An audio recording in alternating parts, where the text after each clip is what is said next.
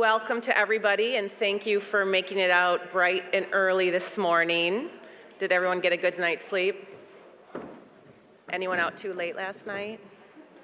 Giggles? Okay.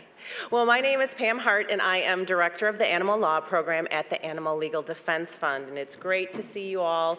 This is such an exciting time to get all of you together in one room. We're going to start out with a brief presentation about student opportunities and resources, and then we're going to open it up to a discussion and Q&A. First, I'd like to introduce our panelists here this morning. We have Tom Linney here, for those of you who haven't met him. He is our pro bono coordinator at the Animal Legal Defense Fund, and he works with our litigation program, criminal justice program, as well as our legislative affairs program to help assign ALDF projects and cases. He also works on marketing our pro bono program to law firms as well as attorneys. He provides support to people who are interested in teaching animal law, and he also is the bridge between the law students and the young professionals. So he's someone you definitely want to get to know if you haven't met him yet. Tom is a graduate of University of Texas, where he started the SALDF Chapter, as well as successfully petitioning the law school to add an animal law course to the curriculum. Next to Tom is Nicole Pallotta. Hopefully all of you have met her, and I'm sure you are in contact with her quite often. She is our student programs coordinator. In this capacity, she works with law students who are interested in advancing ALDF's mission, which most of you know is to protect the lives and advance the interests of animals through the legal system. She works with over 190 of our student Animal Legal Defense Fund chapters, and she helps them get animal law courses, as well as overseeing the clerkship programs, the SALDF programs, as well as our scholarship programs. Nicole joined ALDF in 2005.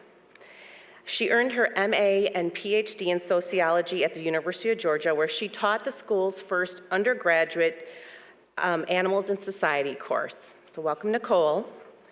And last but not least, we have Kelly Levenda. Many of you know her. She is our very first Animal Law Program Fellow. She's a 2013 graduate of Lewis and Clark Law School. During law school, she completed a research project on federal and state laws for the Minnesota Voters Animal Protection, as well as participated as a source checker, as well as associate editor for the Animal Law Review. She served as the chapter's co-director while she was in law school.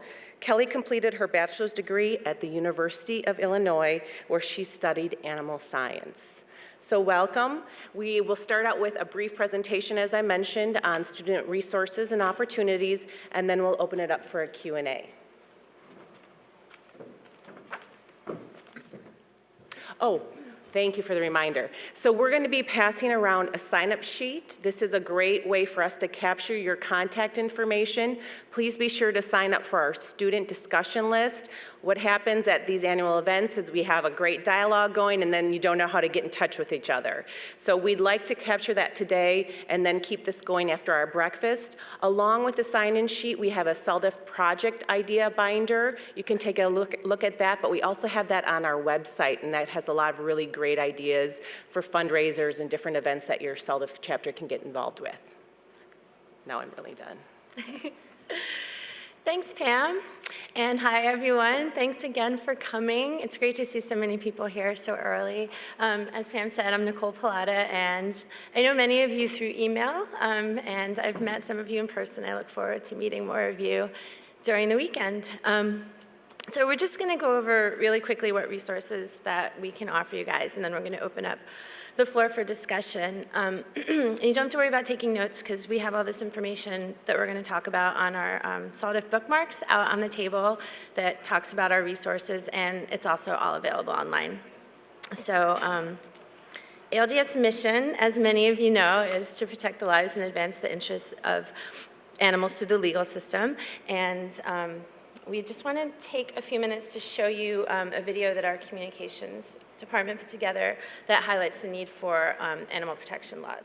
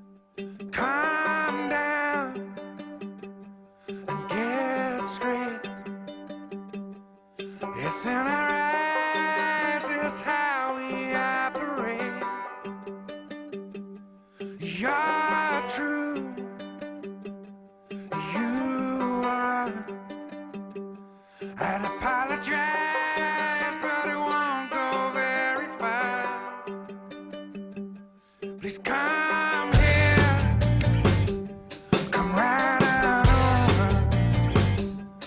When we collide, we'll see what gets left over.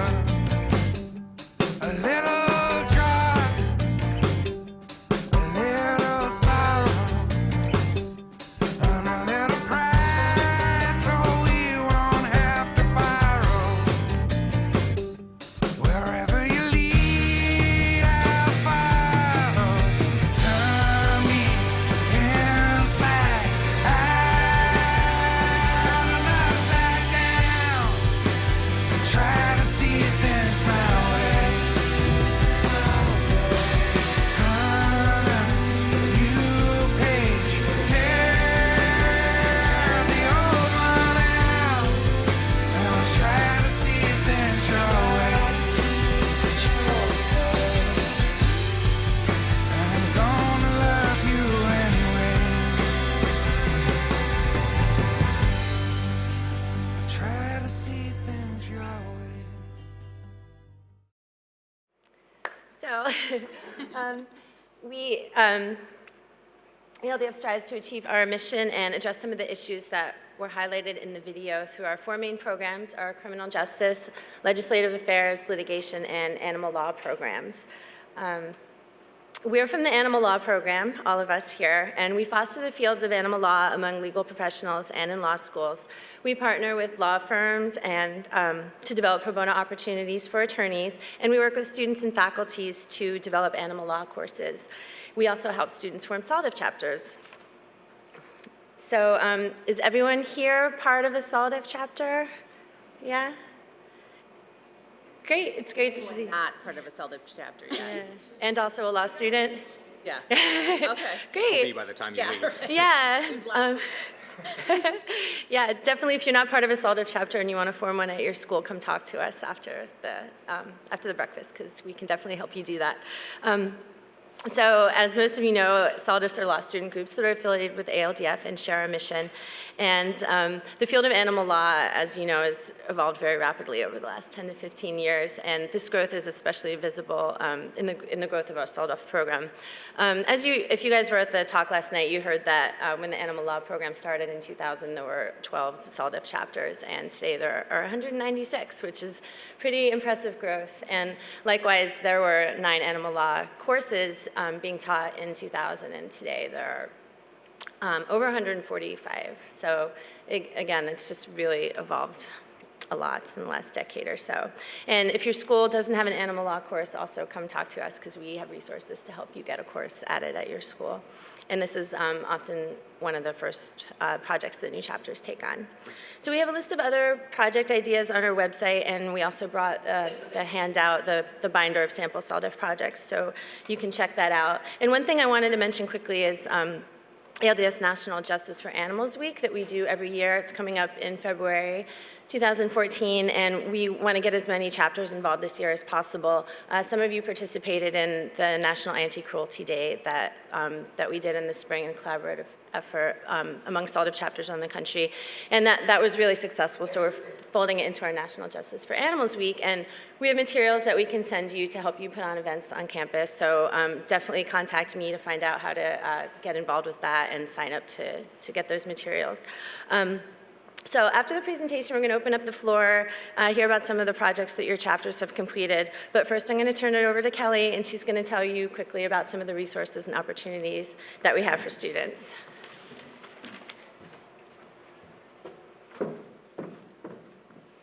So the resources we can offer you guys are grants, tabling materials, and we have many email lists that you can sign up for, and we also have our law student membership. So ALDF awards grants to SALDF chapters to complete animal law projects, such as speaker events or fundraisers or film screenings. And we also offer grants to travel to animal law conferences and competitions. If you are interested in applying for a grant, the guidelines and the application are on our website. How many of you received a travel grant to attend this conference?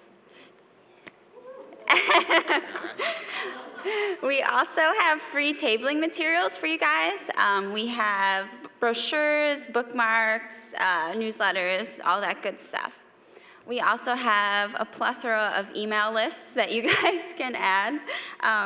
We have our law student e-newsletter, which is a newsletter tailored for law students. So this has animal law project ideas, events that are happening, and then if we have any clerkship opportunities or scholarship opportunities at that time, it'll be in there too. We also have our National SALDF discussion list, and this is a private forum in Google Groups, so you guys can all communicate to each other. So if you haven't joined that, please do that. You can also sign up for ALDF's action alerts, which gives you updates on their cases and campaigns. And on the sign-in sheet, there's little boxes if you want to sign up for any of these, or you can come talk to me after and we can add you. We also offer a complimentary law student membership for SALDF chapters. If you sign up for this, you get one issue of Animal Law Review produced by Lewis and Clark law students. And then you get ALDF's newsletter, which is the Animals Advocate. We also offer a complimentary one-year attorney membership when you graduate for SALDF members. So what kind of cool opportunities do we have for you guys? We have clerkships and scholarships. We offer clerkships in our litigation, legislative affairs, and criminal justice programs. These are full-time and paid in the summer, and then we usually have some opportunities during the school year also. These are really good opportunities to get hands-on animal law experience. You can check our clerkship and internship website to get the most up-to-date info. So is anyone here clerks for ALDF? ALDF also awards a limited number of the Advancement of Animal Law scholarships each year. These are awarded to SALDF chapter members who are committed to animal law, ALDF's mission, and anticipate that they will participate in the field after graduation. Application guidelines can be found on our website also. Has anyone here received a scholarship? Woo! For all you other guys, you can apply for spring 2014. I'm now going to turn it over to Tom, who's going to talk a little bit more about how you can stay involved in the field of animal law after you graduate.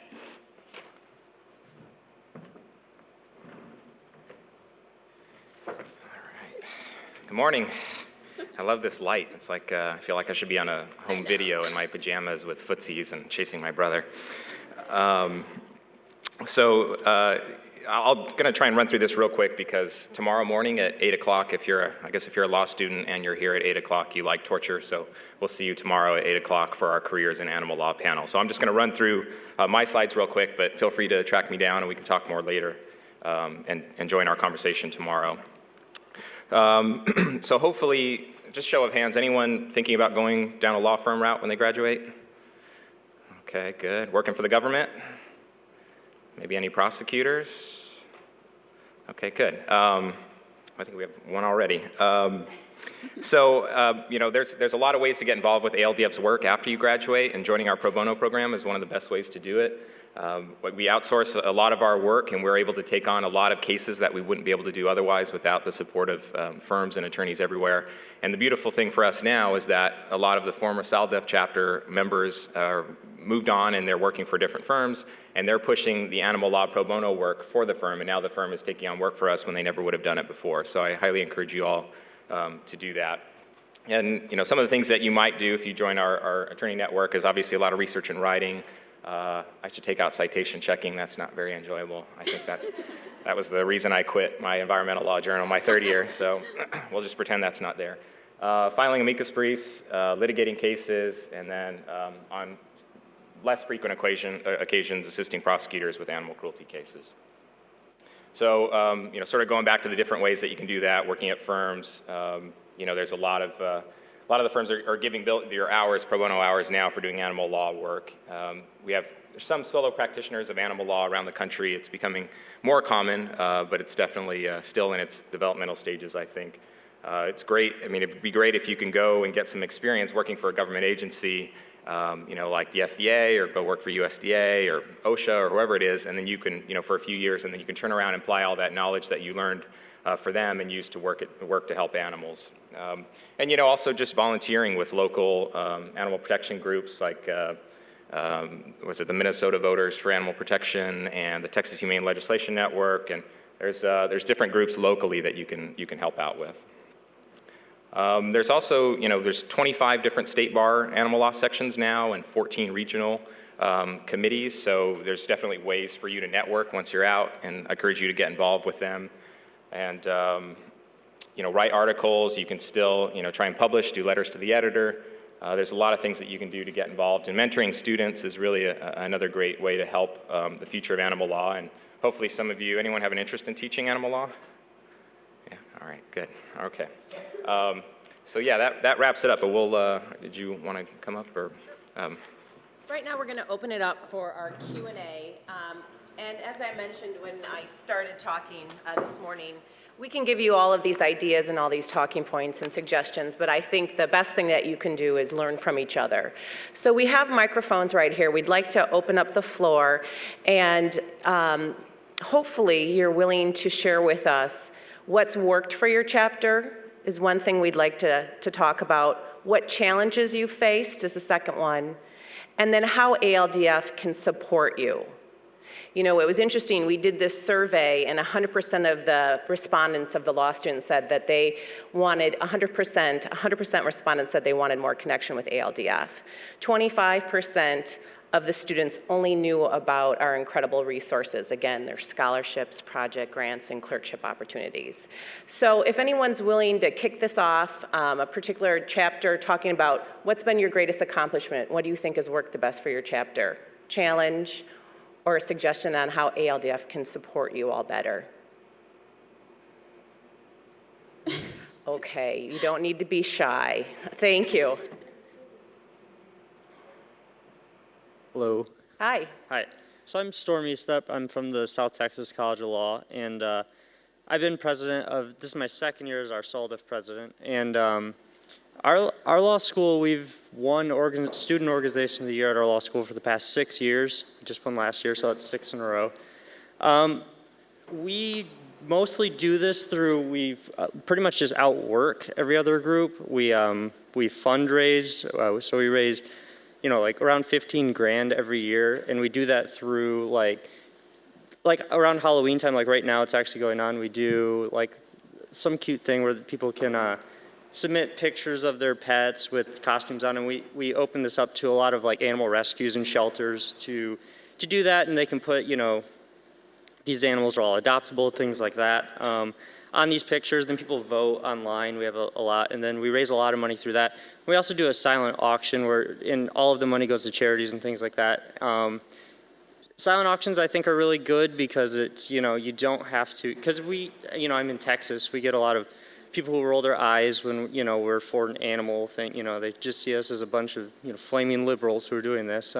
But silent auctions are good though because it's you know, it's very, you know, apolitical, and you're not taking a stand on the thing, but at the same time you're raising money for charities for animals. So those have been good. And then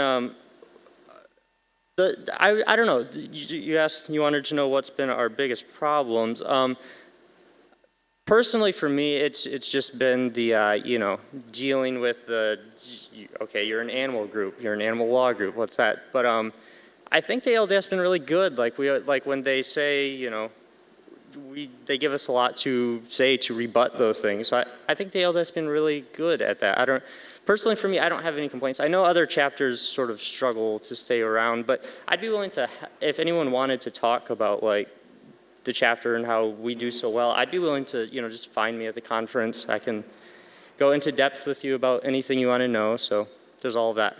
Storm, Yeah. are you on the discussion list, our national? Yeah, I'm on all this stuff already. Okay. Yeah. Because that might be another great way that we can exchange these ideas, and I think it would be wonderful if you could make those bullet points and share it on that list. So again, I encourage everybody to sign up for that discussion. Absolutely. Yep. All right. Thank you.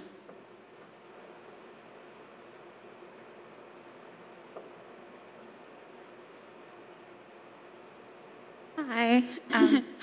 That's good. This is a perfect height for me.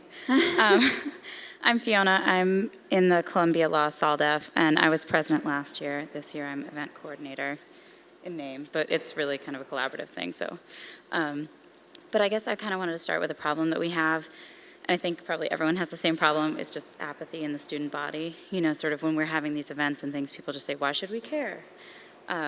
So that's sometimes a little discouraging, I guess. But to combat that, I think some of the biggest successes we've had are the speaking events that kind of draw non-vegans, non-vegetarians, non-animal people in. So recently we had an event on food labeling, which I thought was really interesting.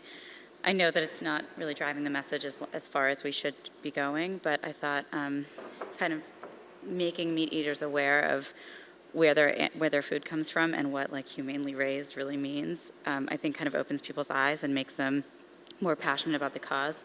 So after that event, we had a lot of kind of flurry of interest. So I think kind of doing a lot more outreach is really good, especially in our student body who, I don't know about other schools, but some people tend to be a little apathetic. I guess one thing that ALDF could help us with, and it's probably our fault, but more connection with the local SALDF chapters that we have, because I know in New York City we have about a million of them. And we've had a couple of events and things like that, but sort of building more of a community would be really helpful, and to that end, maybe using that community to collaborate on pro bono projects in our local area. That's a great suggestion. Do you want to elaborate? Yeah, I know, the New York chapters had like a collaborative happy hour. Sorry.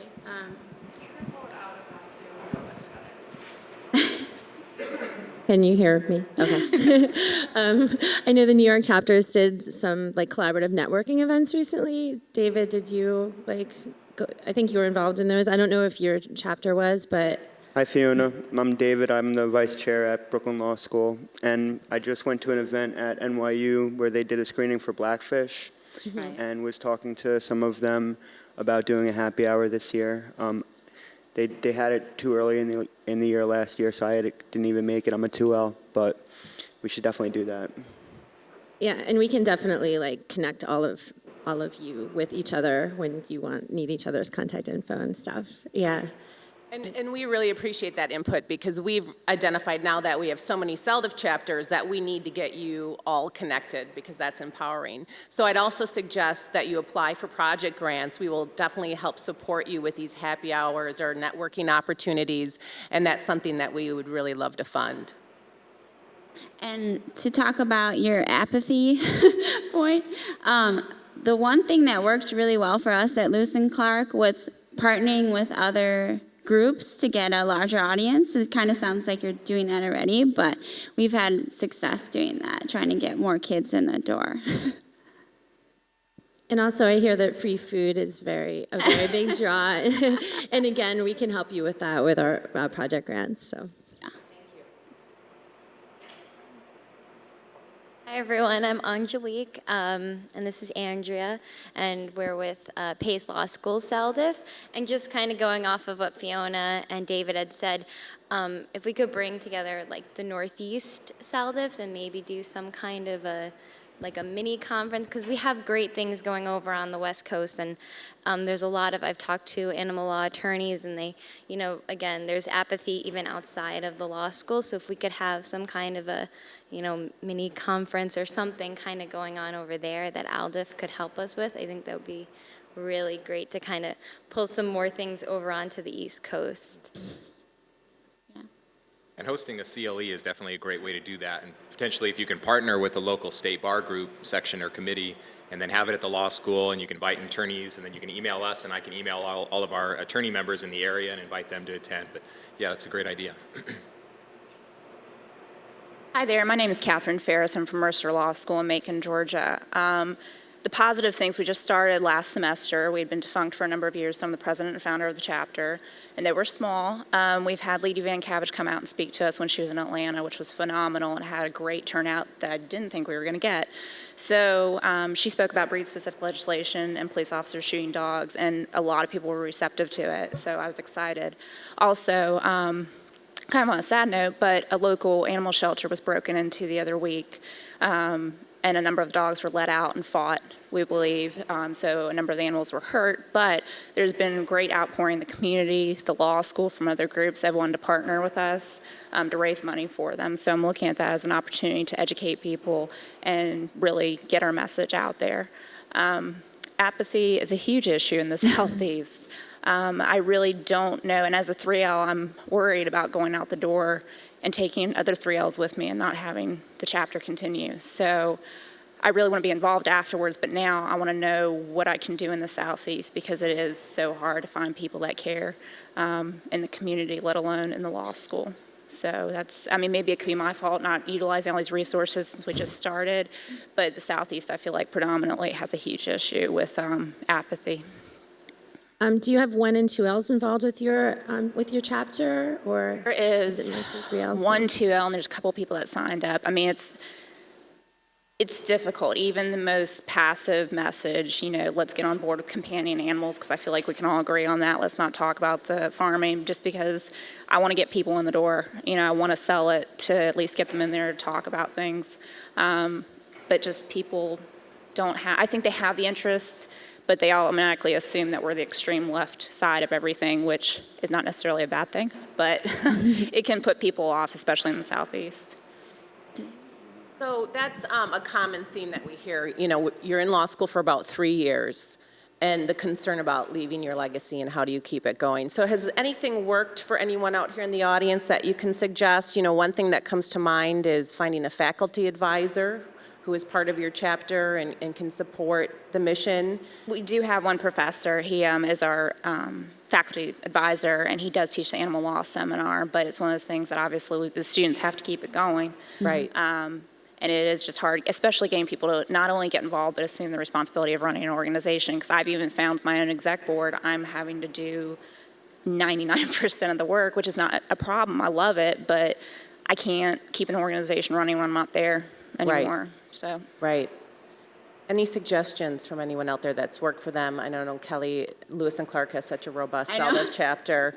You know, any suggestions you can provide?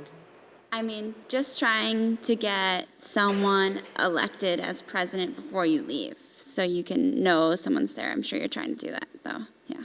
I know. Oh, okay. Do you want me to start over? Sure. Okay. What did I say? Oh, basically that I found a 2L who is interested in it, and I'm force training her. And so I copy her on all of my emails. I explain everything that I'm doing and why I'm doing it. I've kept a binder of stuff to make it really easy. This is who I order from at this restaurant, and they give us a discount because we keep going back. These are the events that we've had. People really loved this person. This person wasn't a very good speaker. All of that, because you can use the same speakers every few years, I think. We haven't done it yet, but I'm sure we will. So expanding the board for us was huge. We started with, when I took over, there were 4 people that came to our meetings, and it was really awkward because there were only 4 of us. But this semester we've had, I think our smaller end was on 20, it was 20 people, and on the higher end we had 50 people. And it's because I think we've expanded the board, given people small projects to do, but they feel invested in our chapter and they want their friends to come. So it's attracted people who wouldn't otherwise come. And then they get on our email list. So they see, we send out an email to tell people about things once we schedule it, but then that week we send a reminder, that day we send a reminder, free lunch and this speaker will be here, and people come. Also, Facebook has been awesome for us. Start a Facebook page and keep it going and make it interesting, and don't make it all just sad stuff. Put positive stuff on there too so people want to look at it. I think that's what worked for us. Thank you. Hi, my name is Lindsey Zeal. We're from, us 3, we're from Florida Coastal School of Law in Jacksonville, very close to Macon, Georgia. We have exactly the same problem with we're afraid to scare people away. In fact, we're sitting outside of the room before our first meeting this year, and one of the new 1Ls said to me, "Oh, you guys aren't going to make us stop eating meat, are you?" And, you know, of course, in my mind, I'm like, yes. You know, it's like, we're like, do we show the video? I mean, like, so I guess my strategy so far this year has been not to mention that the food is vegan until maybe next semester. You know, put a couple things on the Facebook page, but don't push the vegan. It's like a really... Sorry. I just feel it's a really sensitive area. I think it is worse in the South. My suggestion, I'm also the president of the Environmental Law Society at the school, and I'm kind of making both organizations partner a little bit. I think it's, for some reason, more acceptable, and people think maybe that looks great on their resume. My suggestion is to try to do that. There's a lot of people doing environmental law with oil and gas, but I think there's a lot of opportunity there with the Endangered Species Act and things like that to bring other people in. Even if you're doing business law, it's important to your career as well. So there it is. Thank you.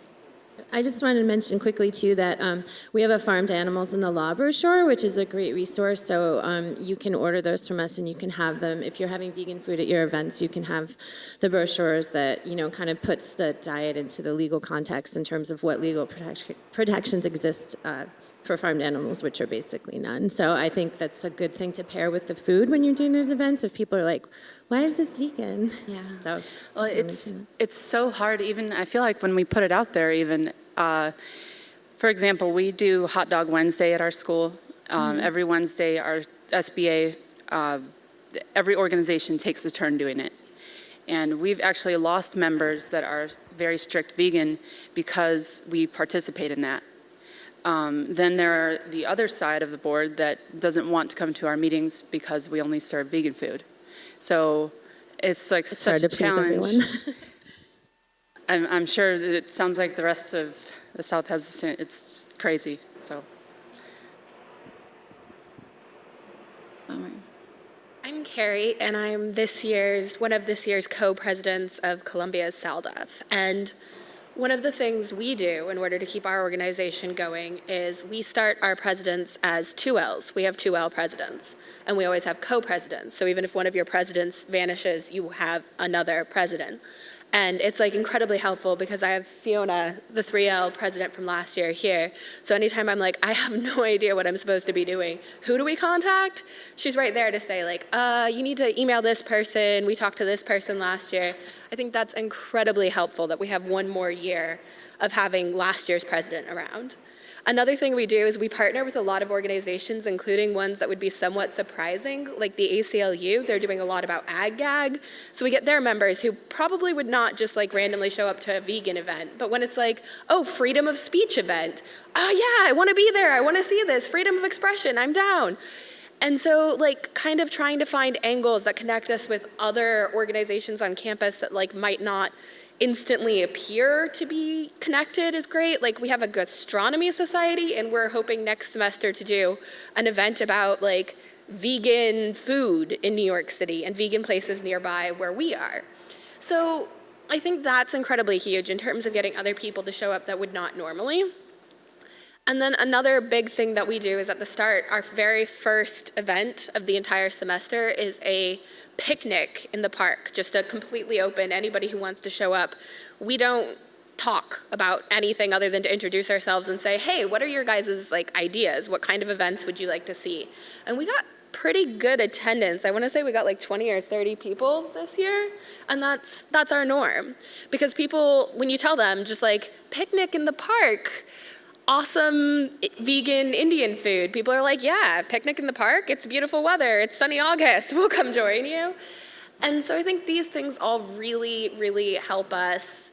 But like the number one thing I'd love to plug is to just say like have your 2Ls be presidents, because then your 3L is still there to ask questions, because it would have been a lot more overwhelming for me personally if I didn't have Fiona and Anthony around and all of the other lovely 3Ls to just constantly ask questions, including really dumb ones sometimes. Thanks, That's a great idea, thank you. And I like that suggestion to collaborate with other chapters. And that project binder that we're passing around, which is also on our website, has some really good ideas of what other chapters have done with these current trending topics that I think is another great point to draw on other, non-animal people, so to speak. So that's a great suggestion, and I'd encourage everyone to look at that binder. My name is Elisa. I'm here with a couple of my co-students at the University of Akron. And I would agree with the last speaker that recruiting a 1L and teaching them everything that you know, so that you have a 2L president is a really, that's what really has helped our chapter, as well as other organizations that I've been involved in. Because when you're the 3L and you're leaving, you take all the knowledge with you. But also, at least at our school, by the time you're a 3L, you're working and you're kind of burnt out, and you don't really have the energy to do what it takes to be a successful chapter of a student organization. So having a 1L, recruiting a 1L when they're super enthusiastic to be the new president when they are a 2L really helps a lot. At Akron, we finally had an animal law class added to our curriculum last year, and I would say that the challenge in making that happen was just our apathy is more on the administration side. We have we have lots of students that attend our events, and we work with other student organizations to kind of collaborate on events to get people more interested, which has been really helpful. But the administration really did not want to offer this class, and I basically had to do a survey of the entire student body to prove that there were hundreds of people interested in this class, and they were offering an environmental law class, which of many types of environmental law, but one of them where there were only 4 people enrolled in this class, and there was no legitimate reason why they were not offering animal law when we had hundreds of people interested and only 4 people interested in this other class, and yet that class is continually offered. But I basically had to be a pest and keep going to their office and showing them the information that, look, there's all these people that want to take this class. I have 2 professors that are willing to teach it. Let's make this happen. And it was so frustrating. And now it's not being offered this year. It will hopefully be offered next year because another professor is going to step up and teach the class. But other than just constantly being at their door and being a big pain, I don't know how else to work with, a very apathetic administration that kind of just doesn't see this as a legitimate area of law, and I don't know how. Anybody have any suggestions on that? Go up to the mic, please. So I'm Liz. I am president of a brand new SALDF chapter in Canada at the Faculty of Law in Vancouver. And we recently got an animal law class added to the curriculum, and how we did that was by having students sign. And, with this list of 50 students, the faculty couldn't deny that there was very real interest. And we also found someone who was willing to teach the course, and presenting that information to the faculty made it very difficult for them to say no. And so indeed, they did say yes. So this year will be the first year for that. So being a brand new chapter has been challenging, especially in Canada, where we're not so fortunate to have all these other SALDF chapters around, but I do want to thank you for your support. You've been phenomenal, and the ideas that you've given us have also been really good. Probably out of frustration with the apathy that I'm sure a lot of you experience as well, we started networking with other local associations and animal groups on campus, and I've found that to be really effective, even just in terms of getting that enthusiasm back there, because not at every law school are you going to have 10 people who are really pumped to do stuff for animals, but across campus, there's just such a wider population for that. We've also started networking with other animal groups on a citywide, even national basis. Mercy for Animals has come into Canada within the last year and has only expanded into the West Coast in the last month. So I would really like to start working with them more, just to kind of leverage those efforts. What I could see ALDF helping us with is maybe keeping some kind of speaker list of people who are willing to come speak. Maybe a list of what their speaker fees are, if any, what their topics are, and other experience people have had with other speakers, whether those speakers were good speakers, whether they drew a large audience, those kinds of things. and just to throw this one more idea out there because I think it's a great one, a lot of bigger clubs around our school throw parties as fundraisers, and they're really big parties. So Paul at our organization, he suggested that we do coat check for one of them. And so the last group that did that, they raised $600, which is nothing to sneeze at. So if you were able to do that 2 or 3 times a year, that could be really fantastic. Thank you. And I'm going to just plug the discussion list again. I think that would be a great idea to bring up on the discussion list to sort of talk about who you've had come speak and, you know, if they drew a crowd and things like that. And then I also want to mention we have a sample student petition on our website that you can use if you're trying to get an animal law course added to the curriculum at your school, because as we've heard, that's often a really big, important factor in terms of getting the administration to want to offer the course, is showing that there's strong student support for the class. So we have that sample petition, and we also have other resources that we can send you to help with that. So. And I'd like to follow up too on the class, because it sounds like, you know, it's frustrating, but you're doing everything right. We always suggest that you find an adjunct or a couple of choices to teach the class, do the petition that Nicole mentioned, but we also provide seed grants for first-time course offering. So if that seems to be one of the obstacles to having a course added to the curriculum, please contact us, get in touch with Nicole, and we can start to talk to your administration about that as well. And in terms of the class, if you're having trouble finding someone to teach, we ended up finding a bit of a collaborative solution. So 3 practitioners who are not professors will be teaching our animal law course, and it's 3 women who couldn't take on the job alone, but together they've been able to make a really great syllabus and do something that they're excited about. So one of them is the director of cruelty investigations at the SPCA. Another one is actually someone who works for a women's advocate group who's just really passionate about animals and has experience in that area. And another is Rebecca Bretta, an animal law enthusiast and practitioner in Vancouver. Thanks. And to follow up too on the speaker suggestion, we do have that list. I'd encourage you all to contact Nicole. Sometimes our staff attorneys can come speak at your chapter. We also have over 1,500 attorney members. If there's one in your area that you're interested in having come speak at your school, we can certainly connect you. Hi, I'm Stephanie. I'm a founder of a UC Irvine SALDF chapter. Okay, I'm with those 3 ladies in the second row from the back. We're here looking for other Southern California SALDF chapters to network with. I started the chapter in my 1L year. For a few months, it was literally just me. I second a lot of the suggestions that people have made. Petitioning for an animal law course, we were successfully able to do that. Co-sponsoring events with other groups, Environmental Law Society.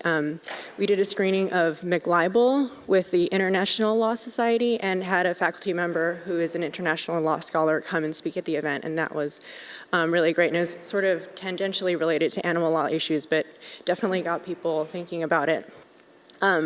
We also, with my partner Anna, we went to the animal law competitions and did well, and so that sort of helped generate press about the group at our school, and that was really helpful as well. I think just making sure you have a presence at Admitted Students Weekend, if your school does that, or at student org fairs, has been really helpful in finding people to continue the group. This year we were lucky enough to get a group of 4 or 5 really excited 1Ls. Our entire board is 1Ls right now, so I'm really excited about that. Sorry. ALDF has been extremely helpful through the grants. We wouldn't be here and we wouldn't have gotten to the competition without grants from ALDF because our law school is so small and there just isn't the funding for that. So thank you.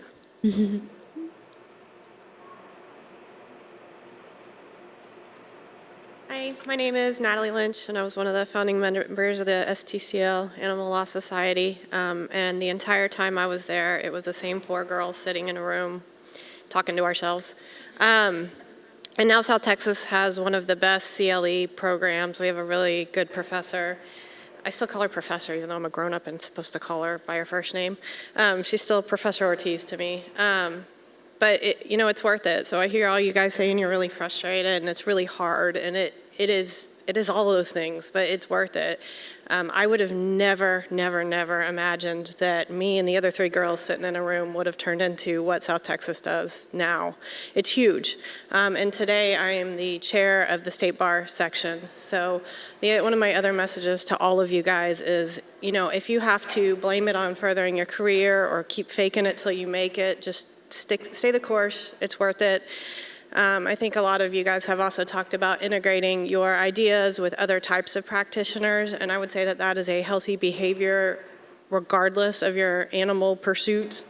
I can think of 3 instances off the top of my head, and one of them was my own husband, where just, you know, staying after people, talking about animal law stuff, sort of normalizing it over drinks, using humor, all this stuff. And my husband's a land developer. But he actually wins some environmental awards now. He found a new way to relocate prairie dogs in Colorado, and that's great, because now they don't die. They just go to other happier places. But his boss was he chastised me every chance he get. I mean, it was joking and it was fun. It was a little hurtful to me, but I don't think he knew that. And today he's vegan. It just, you know, stay the course. Another one of the attorneys that my husband's current employer uses, you know, he's a big real estate property lawyer. And what is animal law if not property law? And he jokes with me and he jokes with me and he jokes with me. But you know what? He's getting really frustrated with his boring career. And he keeps asking me questions about, well, isn't this the same with animals? And I bet you it's another 12 months before he takes his first animal law case, just because he already knows how to do it and it's more interesting than what he's doing today. And the other topic I would say is work with your state bar associations. I think the student chapters, your state chapters, and ALDF make a really good tripod. I know that I know about things that the student chapters that I didn't know about, at least when I was a student. And I don't know if it's a communication issue or a volume of communication, or just a creative way to use different resources. But, you know, work with your state bar chapter.